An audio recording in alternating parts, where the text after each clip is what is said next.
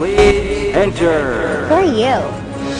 He's Willy Wonka. We're all very lucky to have the book, you know, to you know, that source material, which was an amazing help in you know, kind of building the character of Wonka, using Roald Dahl's work, and then early conversations with Tim. You know, we talked about, you know, various things, you know, like memories, you know, when we were growing up, of like, you know, children's show hosts, you know, and that kind of strange cadence, you know, with which they spoke to children, you know, that kind of, hello kitties, today, you know, that kind of thing. You're my TV. Die! Die!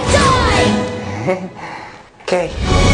And you, well, you're just lucky to be here, aren't you? I think, you know, working on Charlie was just that. You know, it was a fantastic experience, and, you know, I thought we'd be working on this sort of blue screen all the time, but, you know, Tim had actually built all the sets. You know, the chocolate room, which was maybe 4 or 5 times the size of this room, and it was very overwhelming. We tried to keep close to the book. I mean, the only thing that we added that wasn't in the book was the sort of the Wonka backstory, but everything else was, you know, again, trying to be to the spirit of the book, because that's the, you know, that's the reason we all wanted to do the film, was because of the book, I think, rather than the other film. So it's just to try. He was such an amazing writer, you know, to try to capture his sort of humor and light and dark and emotional things that he all puts into one package. So, you know, we tried to go for the book. Mr. Wonka. Huh? Why would Augustus's name already be in the Oompa Loompa song? Unless Improvisation is a parlor trick. Anyone can do it. You, little girl, say something. Anything. Chewing gum. Chewing gum is really gross. Chewing gum I hate the most. See? Exactly the same. No, it isn't. You really shouldn't mumble, because I can't understand a word you're saying. For me, like when I'm reading a script, I start getting, I don't know, like images, you know, or ideas start coming into my head. So I kind of write everything down, and like the hairdo somehow I saw early on, but it took a long time before I could see or hear Wonka. Everything in this room is eatable. Even I'm eatable.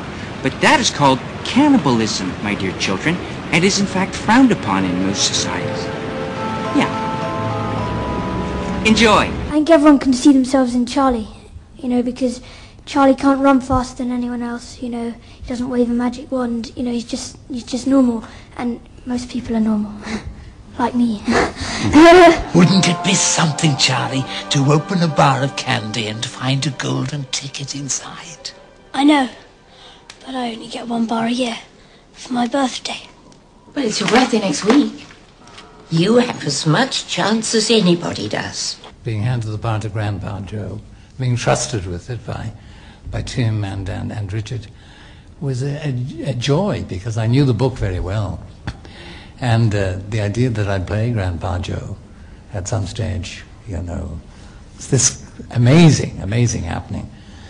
And working with Johnny and Freddie, just I can't begin to tell you, as the song says.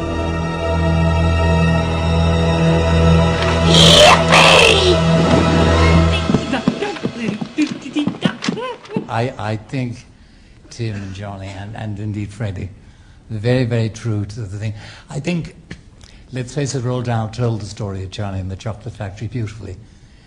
And to try and tell it as well as Roald Dahl did, I think Tim and Johnny, Richard, Freddie, really succeeded, and, you know, gave you little extras as well.